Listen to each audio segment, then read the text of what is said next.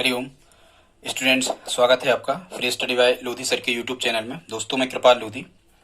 दोस्तों, आज हम आपको बताने वाले हैं हिंदी भाषा पेडागोजी या हिंदी में शिक्षा शास्त्र में आप किसी भी प्रकार की टीईटी, सीटीईटी या हम कहें सीधी सी बात कि यदि आप शिक्षक भर्ती परीक्षा की तैयारी कर रहे हैं तो निश्चित रूप से उसमें भाषा की पेडागोजी में ये चैप्टर आना ही होता है और यहाँ से आपको 2 से 3 अंक मिल सकते हैं। यदि आप इस वीडियो में हमारे साथ अंत तक बने रहते हैं तो निश्चित रूप से आप यहाँ से आने वाले सभी प्रश्नों को आसानी से सीख जाएंगे। आज का हमारा स्टूडेंट्स विषय है भाषा अध्यापन के सिद्धांत, या इसी को हम कहते हैं भाषा शिक्षण के सिद्धांत। कोई भी नाम आप ले सकते हो। स्टूडेंट्स, ये संस्कृत शिक्षण का भी इम्पोर्टेंट टॉपिक है, बस अंतर केवल ये है कि यहाँ से संस्कृत में ही लिखा आता है। यहाँ हम चूंकि आज हिंदी को लेकर के आए हैं तो हम आपको हिंदी में बता रहे हैं। एक वीडियो हम और अपलोड करेंगे जिसमें इन्हीं सिद्धांतों को हम संस्कृत पेडागोजी के अंतर्गत लेकर के आएंगे। ठीक है दोस्तों, यदि आप हमारे चैनल पर पहली बार विजिट कर रहे हैं तो प्लीज चैनल को सब्सक्राइब कर लें, साथ में बेल आइकन पर क्लिक कर दें ताकि सबसे पहले नोटिफिकेशन आपको मिलता रहे। दोस्तों, हम टीटी सभी प्रकार के एग्जाम की निःशुल्क तैयारी यूट्यूब के माध्यम से करवाते हैं। यदि आपको अच्छा लगे तो आप कमेंट बॉक्स में स्टूडेंट्स लिखें। अब ये यहाँ पेडागोजी से संबंधित जो प्रश्न आते हैं वो कैसे आते हैं, पहले हम इनको समझ लेते हैं। तो स्टूडेंट्स, प्रश्न कैसे यहाँ से आते हैं पहले इसको आप समझ लें। प्रश्नों में या तो एग्जामिनर फिर ये पूछता है कि निम्न में से कौन सा सिद्धांत भाषा अध्यापन या भाषा शिक्षण का नहीं है, या कभी कभी प्रश्न आता है कि कौन सा सिद्धांत भाषा शिक्षण का या भाषा अध्यापन का है, या कभी कभी कुछ ऐसे प्रश्न पूछ लेता है कि कोई भी एग्जाम्पल वहां आपको लिख देता है। मान के चलो कहेगा कि एक छात्र है जो पहले लिखना सीखता है, फिर बोलना सीखता है, फिर पढ़ना सीखता है और फिर कहेंगे कि वो लिखना सीखता है। ठीक है, पहले सुनना, फिर बोलना, फिर पढ़ना और फिर लिखना। मान के चलो यदि वो सीखता है तो ये कौन सा सिद्धांत है, तो हम कहेंगे ये लेखन कार्य से पूर्व मौखिक कार्य का सिद्धांत है, क्योंकि ये सीक्वेंस हमने बोला है। ठीक है, या कुछ भी मान के चलो टीचर आपसे क्वेश्चन करता है कि एक छात्र बगैर कक्षा के या विद्यालय के बगैर या शिक्षक के बगैर स्वतः ही कुछ विषय या भाषा को सीखने का प्रयास करता है तो निम्न में से है किस सिद्धांत के अंतर्गत आता है, तो हम कहेंगे स्वतंत्रता का सिद्धांत। आप समझ जाओगे स्टूडेंट। तो आइए हम प्रारंभ करते हैं। ये हमने लगभग यहाँ 35 से 36 सिद्धांत लिए हैं स्टूडेंट। शायद आपको यूट्यूब पर इतना कभी सिलेबस किसी चैनल पर ना मिले। तो आइए प्रारंभ करते हैं। पहला इसका जो सिद्धांत स्टूडेंट्स वो है स्वाभाविकता का सिद्धांत। कौन सा? स्वाभाविकता का सिद्धांत। तो स्टूडेंट्स, ये जो स्वाभाविकता का सिद्धांत है ये क्या कहलाता है स्टूडेंट्स? स्वाभाविकता के सिद्धांत का मतलब ये होता है कि जो भी छात्र होता है इसके लिए सीखने की जो कहना चाहिए सीखने की जो शक्ति है ये प्रकृति द्वारा प्रदत्त है, प्रकृति द्वारा ये शक्ति दी गई है। क्योंकि अधिकांशतः अपन ने देखा है कि जो बच्चा है वो स्वतः ही बोलना सीख जाता है, स्वतः ही वो सुनना सीख जाता है। तो इस प्रकार से हम कह सकते हैं कि जब भी हम अब ये सिद्धांतों की उपयोगिता क्यों स्टूडेंट्स? तो ये सिद्धांतों की उपयोगिता हमें इसलिए है कि जब भी शिक्षक या अध्यापक कक्षा में शिक्षण कार्य करवा रहा होता है तो हमें किन किन चीजों को ध्यान में रखते हुए अपना शिक्षण कार्य करवाएं ताकि हमारा जो शिक्षण कार्य है ये सुगम भी हो सके और प्रभावशाली हो सके। इसके लिए हमें कुछ नियम और सिद्धांतों को ध्यान में रखना होता है। उन्हीं को हम भाषा शिक्षण या भाषा अध्यापन के सिद्धांत कहते हैं। तो अब आप समझ गए होंगे कि स्वाभाविकता के सिद्धांत का मतलब क्या है कि जब भी हम कक्षा में बच्चों को पढ़ाएं तो जबरदस्ती उन पर किसी भी प्रकार के सिलेबस का बोझ उन पर न ला दें। हम जब भी उनको सिखाएं तो स्वाभाविक रूप से उनको सीखने दें। यदि हम स्वाभाविक रूप से उनको सीखने में मदद करेंगे तो निश्चित रूप से वो आपकी भाषा को जल्दी सीख जाएंगे।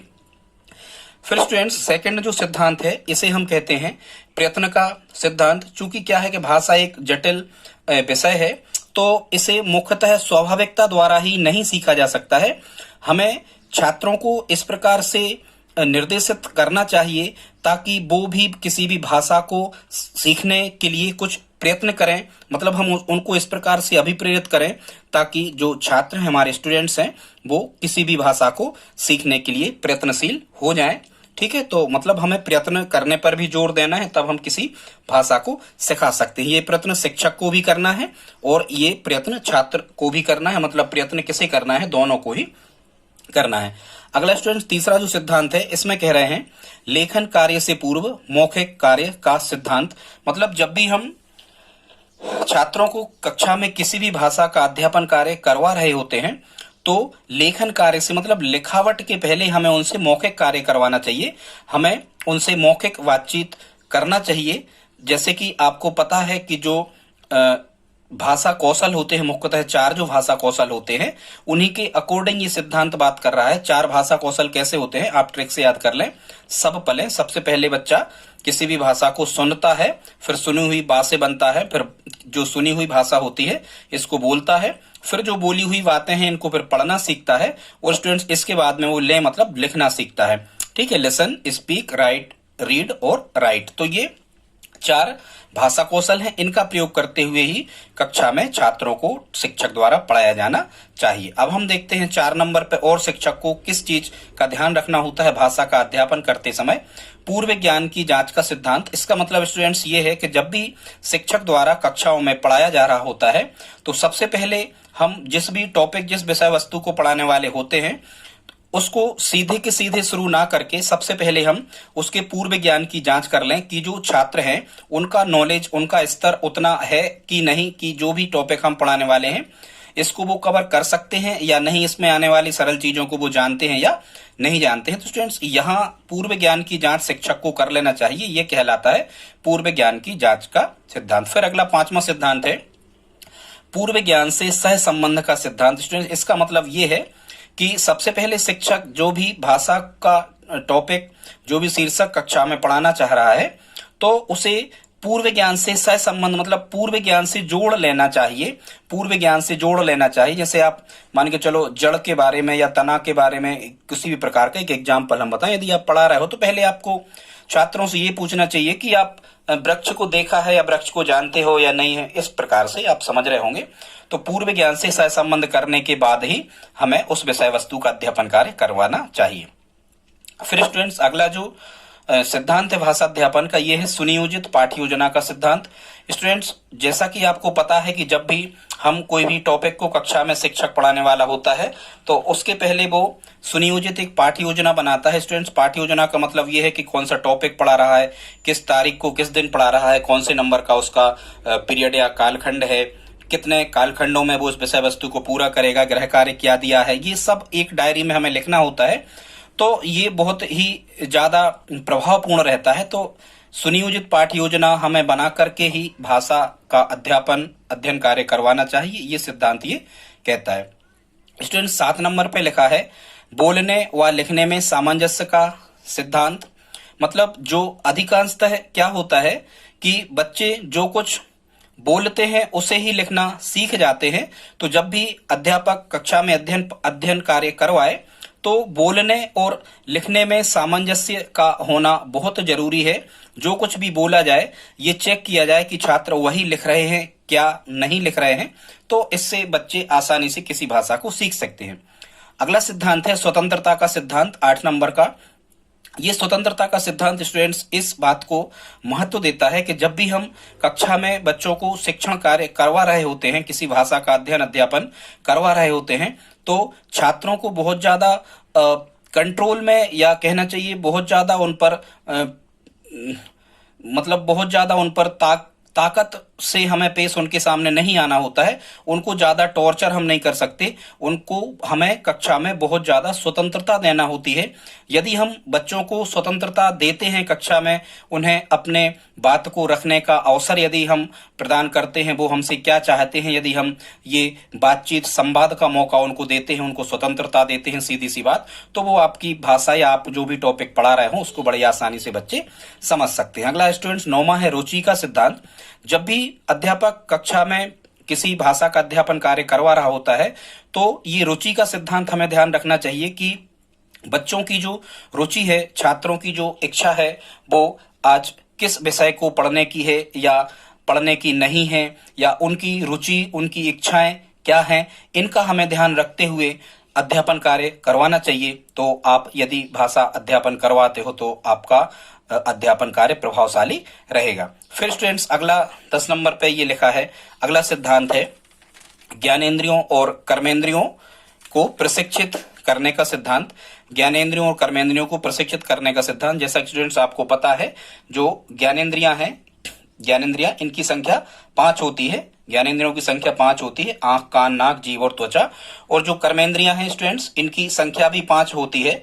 ज्ञानेंद्रियां जिनसे हम ज्ञान प्राप्त करते हैं, और कर्मेंद्रियां जिनसे हम संसारी या सांसारिक बाहरी कार्य करते हैं, जैसे कर्मेंद्रियां कहलाती हाथ, पांव, मोह, लिंग और गुदा, ये 5 होती हैं। और फ्रायड ने 11वीं जो इंद्री बताई है वो क्या बताया है? मन। तो स्टूडेंट्स, जब भी आप छात्रों को कक्षा में अध्ययन अध्यापन कार्य करवाएं तो केवल उनको पुस्तकीय ज्ञान केवल ही ना बताएं, पुस्तकीय ज्ञान के अलावा आप इस प्रकार से प्रशिक्षित करना चाहिए शिक्षक को, ताकि छात्रों की ज्ञानेंद्रियां और कर्मेंद्रियों का प्रशिक्षण हो सके, मतलब कुछ कार्यकुशलता उनमें आए, वो अपने हाथ पांव को चला सकें, ठीक है, अपनी जो भी ज्ञानेंद्रियां हैं इनका प्रशिक्षणों से मिल सके। इस प्रकार से हमें अध्ययन अध्यापन कार्य करवाना चाहिए।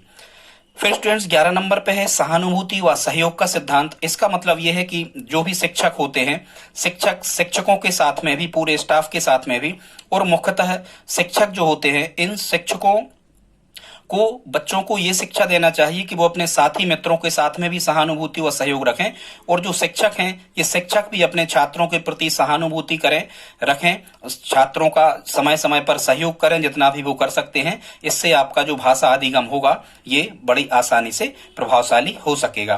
फिर स्टूडेंट्स 12 नंबर पे अगला सिद्धांत है व्यक्तिक विभिन्नता का सिद्धांत। चूंकि स्टूडेंट्स ये व्यक्तिक विभिन्नता का सिद्धांत ये कहलाता है कि आपकी जो कक्षा होती है उस कक्षा में कई प्रकार के बालक बालिकाएं पाए जाते हैं, जिनकी योग्यता, रुचि, उनकी प्रवृत्ति, उनकी अभिवृत्ति, उनकी शारीरिक क्षमता, उनकी संवेगात्मक स्थिति, सभी स्टूडेंट्स कैसी होती हैं? अलग अलग होती हैं। उनमें अमीर बच्चे भी बैठे होते हैं, उनमें कुछ गरीब भी होते हैं, ठीक है। व्यक्तिक विभिन्नता का मतलब यही होता है। कुछ विकलांग छात्र छात्राएं भी होते हैं, कुछ प्रतिभाशाली, सृजनात्मक, बहुत प्रकार के छात्र छात्राएं स्टूडेंट्स उसमें होते हैं। तो जब भी हम किसी कक्षा में अध्यापन कार्य शिक्षक यदि करवाए तो व्यक्तिक विभिन्नताओं को ध्यान में रखते हुए भी हमें शिक्षण कार्य करवाना चाहिए, ताकि कक्षा के समस्त विद्यार्थियों को आपके अध्ययन अध्यापन का लाभ मिल सके। 13 नंबर पे स्टूडेंट्स ये है अगला सिद्धांत है बाल केंद्रितता का सिद्धांत। तो बाल केंद्रितता के सिद्धांत का मतलब स्टूडेंट्स ये है कि जो भी शिक्षक द्वारा पढ़ाया जाए, जो भी पाठ्यक्रम संस्थाओं द्वारा बनाया जाए, या पूरा शासन प्रशासन, पूरी शिक्षण व्यवस्था जो है, ये इस प्रकार का पाठ्यक्रम और इस प्रकार की शिक्षा पद्धति का विकास करे जो बाल केंद्रित हो। कहने का मतलब ये है कि जो बालक के इर्द गिर्द ही घूमता हो, बालक की रुचि, उसकी इच्छाएं, उसकी क्षमता, उसकी योग्यता, उसकी संवेगात्मक दशा के आधार पर ही उनको सबको केंद्र मानकर, कुल मिला के बालक को केंद्र मानकर जो शिक्षा प्रणाली बनाई जाती है उसे हम बाल केंद्रित शिक्षा प्रणाली कहते हैं। गिजुभाई पदेका भारत में बाल केंद्रित शिक्षा के जनक कहे जाते स्टूडेंट्स। तो इसी प्रकार से हमें बालकों को केंद्रित करते हुए, बालकों को ध्यान में रखते हुए अध्ययन अध्यापन कार्य हमें करवाना चाहिए, तब भाषा शिक्षण आपका प्रभावी रहेगा। 14 नंबर पर स्टूडेंट्स लिखा है प्रारंभिक अवस्था के महत्व का सिद्धांत। इसका मतलब ये है कि स्टूडेंट्स भाषा को सबसे अच्छा सीखता है 2 साल लगभग के पहले की अवस्था में। प्रारंभिक अवस्था के महत्व के सिद्धांत का मतलब यही है कि जो उसकी प्रारंभिक अवस्था होती है, मतलब प्रारंभिक एज जो होती है, उसमें आप छात्र को किसी भी प्रकार की भाषा आप जो बोलोगे वो जल्दी से उसको कैच कर लेगा और उसी प्रकार की भाषा को वो बोलने लगता है। तो ये जो प्रारंभिक अवस्था होती है ये बहुत ही इंपॉर्टेंट अवस्था होती है। यदि आपको हिंदी, अंग्रेजी, संस्कृत जो भी भाषा छात्र को या बच्चे को सिखाना है तो आपको प्रारंभिक अवस्था से ही उस प्रकार के माहौल में रखना होगा। तो ये हम कह सकते हैं कि प्रारंभिक अवस्था का बड़ा महत्व होता है भाषा के अध्ययन अध्यापन कार्य में। अगला 15 नंबर पे लिखा है स्टूडेंट निर्माण व मनोरंजन का सिद्धांत। स्टूडेंट्स ये निर्माण का मतलब ये होता है कि जो भी हम कक्षा में अध्यापन या अध्ययन कार्य करवाएं भाषा में, तो मुख्यतः उससे छात्रों में किसी चीज का निर्माण हो सके, वो एक अच्छे नागरिक बन सकें, कुछ चीजों को वो करना सीख सकें, ये निर्माण कहलाता है स्टूडेंट्स। वो अच्छे नागरिक बन सकें, अच्छे नागरिक के गुणों का, नैतिक गुणों का विकास उसमें हो सके। और मनोरंजन का सिद्धांत ये कहता है स्टूडेंट्स, ये इकट्ठे हमने लिख दिए थे, अलग अलग भी ये आ सकते हैं। मनोरंजन का सिद्धांत ये कहता है कि बच्चों को केवल पुस्तकीय ज्ञान ही ना दिया जाए, कालखंड के बीच में या जो भी आप पीरियड छात्रों का ले रहे होते हैं उनके बीच बीच में छात्रों का मनोरंजन आप करते जाएं, ताकि उनको कक्षा में बैठे बैठे थकान आदि महसूस ना हो। हमें शिक्षक को कुछ प्रकार का मनोरंजन बीच बीच में करवाते रहना चाहिए, इससे उसका जो शिक्षण अधिगम प्रक्रिया है वो प्रभावी हो सकती है। स्टूडेंट्स अगला देखते हैं 16 नंबर पे है। अगला है निदान एवं उपचारात्मक शिक्षण का सिद्धांत। इसका भी स्टूडेंट्स हमें ध्यान रखना चाहिए, ये अपने लिए सिलेबस में है। निदानात्मक शिक्षण का मतलब होता है स्टूडेंट्स की छात्रों की कमजोरियों का पता लगाना। ये निदान कहलाता है कि छात्र कहाँ गलतियां कर रहे हैं।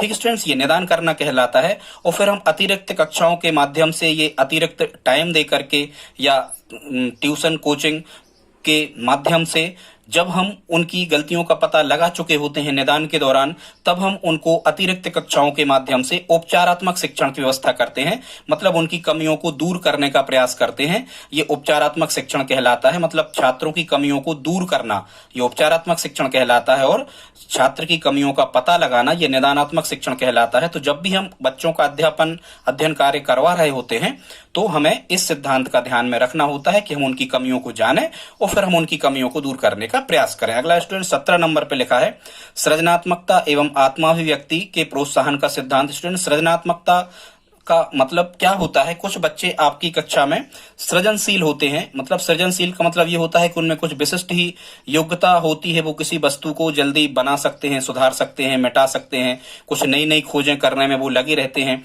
ऐसे बच्चों को सृजनात्मक बच्चे कहते हैं स्टूडेंट्स। तो उनको आगे बढ़ने के मौका, उनको आगे बढ़ने के अवसर शिक्षक द्वारा हमेशा ही दिया जाना चाहिए। और फिर कह रहे हैं आत्माभिव्यक्ति के प्रोत्साहन, मतलब वो उनकी आत्मा में क्या है वो खुलकर के शिक्षक से बात कर सकें। उनके मन में आने वाले विचारों को वो शिक्षक के सामने, कक्षा के सामने वो रख सकें। तो शिक्षक द्वारा इसका प्रोत्साहन लगातार किया जाना चाहिए। उनकी इच्छाओं को हमें दबाना नहीं चाहिए। तो इस प्रकार से हम कह सकते हैं कि ये सिद्धांत भी महत्वपूर्ण है। अगला स्टूडेंट 18 नंबर पे है क्रियाशीलता का सिद्धांत। मतलब छात्रों को हमें केवल पुस्तकीय ज्ञान ही नहीं देना होता है। यदि आपको अपने अधिगम को, अपनी भाषा अधिगम को प्रभावशाली बनाना है तो हमें छात्रों को क्रियाशील रखना होगा।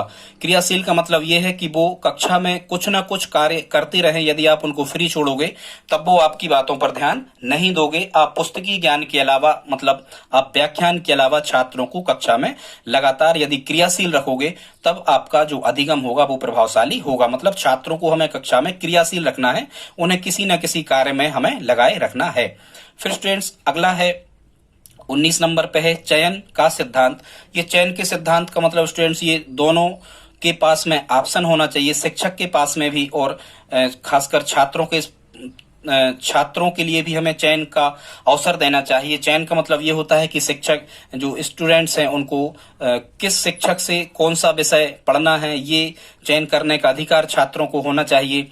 फिर आप यदि टीचर हैं तो आपको भी ये चयन करना चाहिए कि हम किस शिक्षण विधि का उपयोग करके छात्रों को अध्ययन कार्य करवाएंगे। हम किन TLM टीचर्स लर्निंग मटेरियल जो होते हैं, ठीक है, सहायक अधिगम शिक्षण सामग्री, तो हम किस सामग्री का उपयोग करें, किसका चयन करें ताकि जो भी हम कंटेंट, जो भी हम शीर्षक पढ़ाने वाले हैं वो उसमें वो प्रभावी हो। हम किन शिक्षण सूत्रों का उपयोग करें, किस पुस्तक का हम चयन करें, किस विधि का, किस प्रकार के नए तरीकों का हम चयन करें शिक्षक द्वारा ताकि आपका शिक्षण प्रभावशाली हो। तो ये चयन के सिद्धांत का भी हमें ध्यान रखना होता है।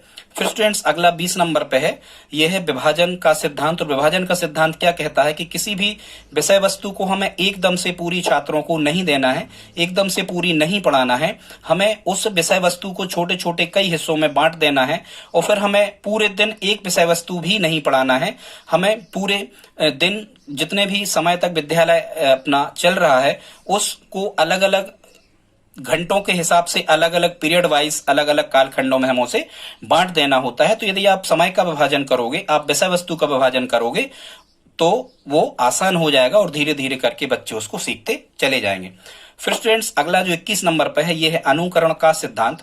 अब स्टूडेंट्स यहाँ पर कुछ सिद्धांत रह गए हैं। चौमास्की का भाषा विकास का सिद्धांत रह गया है, कुछ जैपनीज, सर्ली, कर्टी, वैलेंटाइन आदि का भी अनुकरण का सिद्धांत रह गया है। ये हम आपको बाद में बताएंगे। खैर ये जो अनुकरण का सिद्धांत है ये जैपनीज, सर्ली, ठीक है, कर्टी और वैलेंटाइन द्वारा दिया गया है। स्टूडेंट्स ये अनुकरण का सिद्धांत क्या कहलाता है? मुख्यतः बच्चे सबसे ज्यादा यदि सीखते हैं, किस ध्यान रखना कभी आ जाए, बच्चे सबसे ज्यादा सीखते हैं अनुकरण के सिद्धांत द्वारा ही बच्चे सबसे ज्यादा सीखते हैं। अनुकरण का मतलब ये होता है कि उनके परिवार के लोग, जो माता पिता, भैया बहन या उनके जो मित्र हैं, वो जो कुछ कर रहे होते हैं, जैसा भी वो बोल रहे होते हैं, तो उन्हीं की भाषा, मतलब कुल मिला के जैसा वातावरण बच्चे को आसपास मिल रहा होता है वह उन्हीं की नकल करके वो वही चीजों को सीखने लगता है। इसे हम कहते हैं अनुकरण का सिद्धांत। तो शिक्षक को चाहिए कि अपने आसपास का जो वातावरण है भाषा का वो अच्छा बनाए रखें, ताकि बच्चे उन्हीं का अनुकरण करके अच्छी बातों को सीख सकें। तो भाषा मुख्यतः अनुकरण द्वारा ही सीखी जाती है। फिर स्टूडेंट्स 22 नंबर पे है पुनर्वलन का सिद्धांत, क्योंकि स्किनर द्वारा हालांकि दिया गया, ये जो भी साइकोलॉजिस्ट है इनके बारे में हम आपको अलग से कभी बताएंगे। तो ये जो पुनर्वलन का सिद्धांत है स्टूडेंट्स, ये पुनर्वलन दो प्रकार का होता है, स्किनर द्वारा दिया गया। एक तो होता है धनात्मक पुनर्वलन और एक होता है ऋणात्मक पुनर्वलन। पुनर्वलन का मतलब होता है स्टूडेंट्स पुनः शिक्षक द्वारा बच्चों को सीखने पर बल देना, ये पुनर्वलन कहलाता है।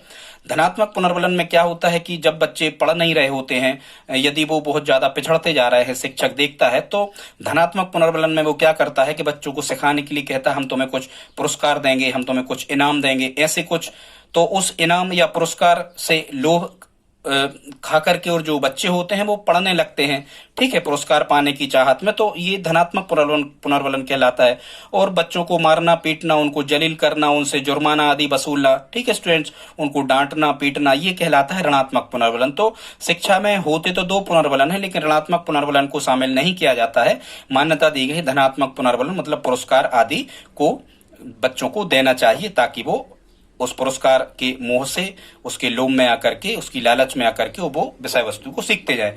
अगला 23 नंबर पे स्टूडेंट्स अभ्यास का सिद्धांत। और अभ्यास का सिद्धांत क्या कहता है कि बच्चों को यदि किसी भी विषय वस्तु को सीखना है, या आप कहें कि भाषा को ही सीखना है, तो अधिक से अधिक अभ्यास कराने पर आप जोर दें। जितना ज्यादा वो अभ्यास करेंगे उतने अच्छे से वो सीख जाएंगे। फिर स्टूडेंट 24 नंबर पे अभिप्रेरणा या प्रेरणा का सिद्धांत। जब भी शिक्षक द्वारा भले कितने ही अच्छे से पढ़ाया जा रहा हो, कितने भी अच्छे से कंटेंट को सिखाया जा रहा हो, लेकिन छात्रों को आप पढ़ने के लिए, सीखने के लिए जब तक अभिप्रेरित नहीं करोगे, तब तक बच्चे अच्छे से नहीं सीख सकते। तो आपके शिक्षण अधिगम प्रक्रिया के दौरान शिक्षकों को चाहिए कि वो छात्रों को बीच बीच में लगातार अभिप्रेरित करते रहें।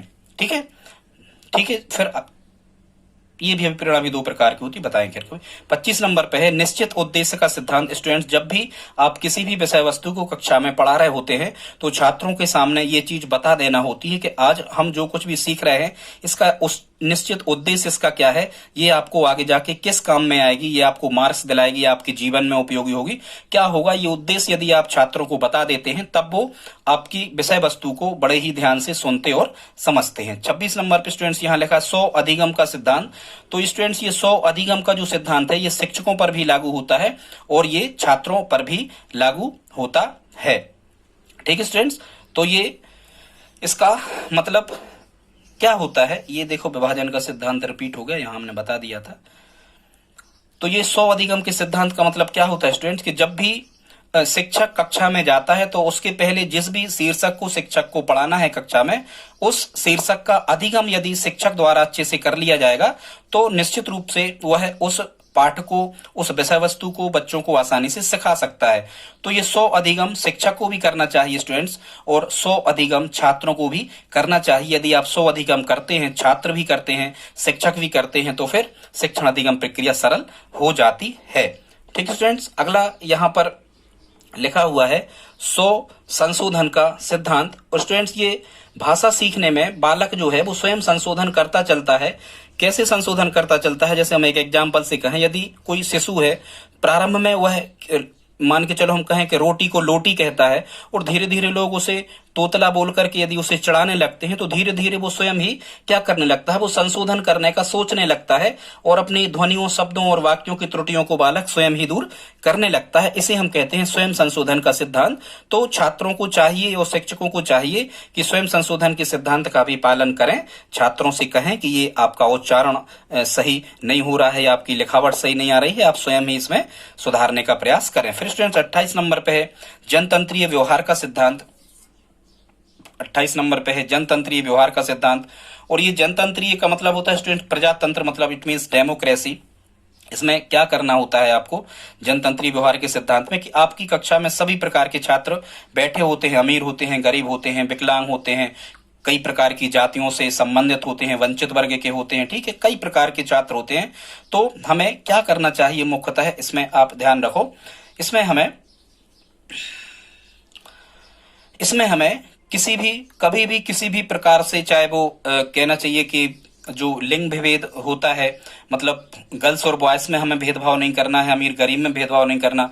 जनतंत्रीय का मतलब स्टूडेंट्स कि हमें प्रजातांत्रिक तरीके से बच्चों को पढ़ाना होता है, प्रजातांत्रिक तरीके से हमें सिखाना होता है। किसी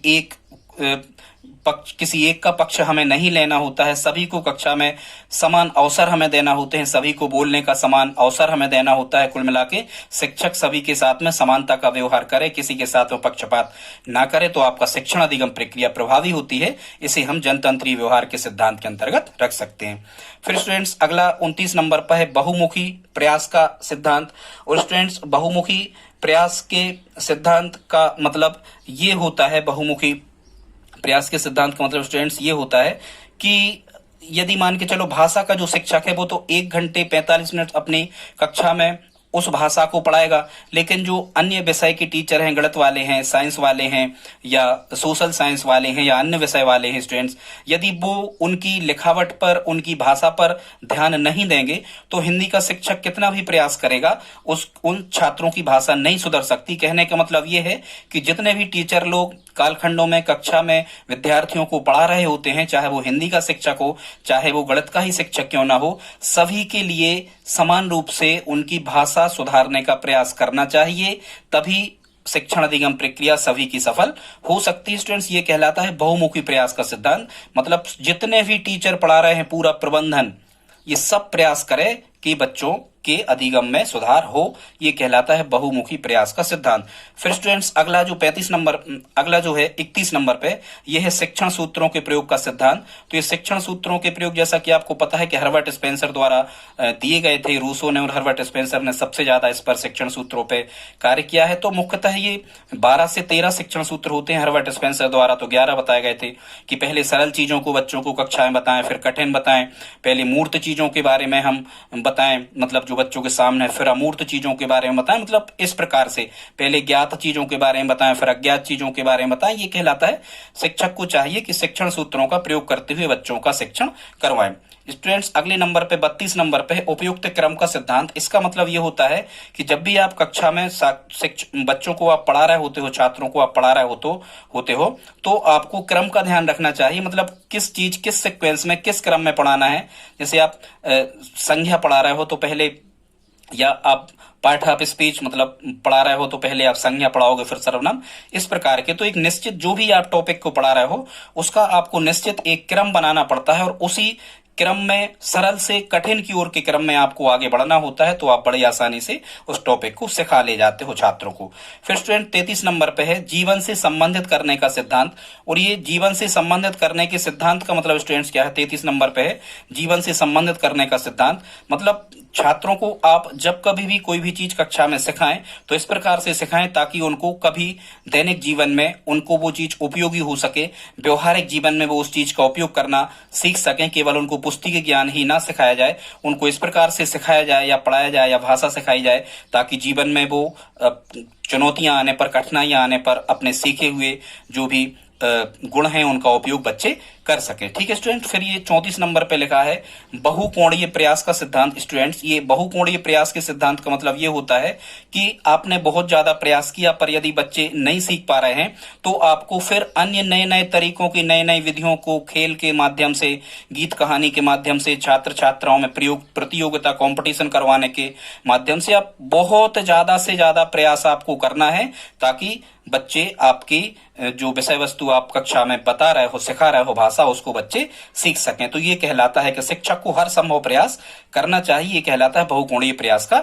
सिद्धांत। फिर स्टूडेंट्स अगला लिखा है, ये 34 नंबर का होगा, ये लिखा है अनुबंधन का सिद्धांत। स्टूडेंट्स और ये जो अनुबंधन का सिद्धांत है संभवतः ये क्या कहलाता है, ये छोटे बच्चों को जब भी आप सिखा रहे होते हैं, खासकर छोटे छात्रों को जब आप सिखा रहे होते हैं तो उनको अनुबंधन के द्वारा सिखाया जाता है। अनुबंधन के द्वारा सिखाने का मतलब क्या है कि जब वो पानी कहते हैं तो आप उनको यदि पानी दे देते हो, या आप रोटी कहते हो तो आप उनके सामने रोटी दे देते हो तो वो जानने लगते हैं कि भाई ये पानी है, ये रोटी है। ठीक है। या मान के चलो कि यदि वो बच्चा माँ कहता है तो माँ यदि सामने आ जाती है, ठीक है, माँ यदि सामने आ जाती है तो बच्चा समझ जाता है, निश्चित रूप से स्थायी अवधारणा उसकी बन जाती है कि ये हमारी माँ है, तो मतलब कहने का मतलब यह है कि जो कुछ भी कहा जाए, यदि वो वस्तुएं उनके सामने उपस्थित कर दी जाए तो उनकी स्थायी अवधारणा बन जाती है कि हाँ ये वही वस्तु है। तो स्टूडेंट्स, ये लगभग 35 सिद्धांत थे जो हमने आपको बताने का प्रयास किया है। ये भाषा शिक्षण या भाषा अधिगम के सिद्धांत थे। इसके बाद का जो हमारा वीडियो होगा उसमें हम इसके संबंधित क्वेश्चन ले आएंगे कि कैसे क्वेश्चन इसके अंतर्गत आते हैं। शायद अब हमें ऐसा लगता है कि यहाँ से आने वाले प्रश्नों को आप बड़ी आसानी से हल कर पा रहे होंगे स्टूडेंट्स। इसके बाद हम संस्कृत के भाषा अधिगम के सिद्धांत लेकर के आएंगे। दोस्तों, आज का वीडियो आपको कैसा लगा स्टूडेंट्स? यदि अच्छा लगा हो तो प्लीज हमारे चैनल को सब्सक्राइब कर लें, और यदि आप हमारी हेल्प करना चाहते हैं तो दोस्तों के साथ में इस वीडियो को शेयर करें। ठीक है दोस्तों, तो मिलते हैं अगले वीडियो में। तब तक के लिए जय हिंद, जय भारत।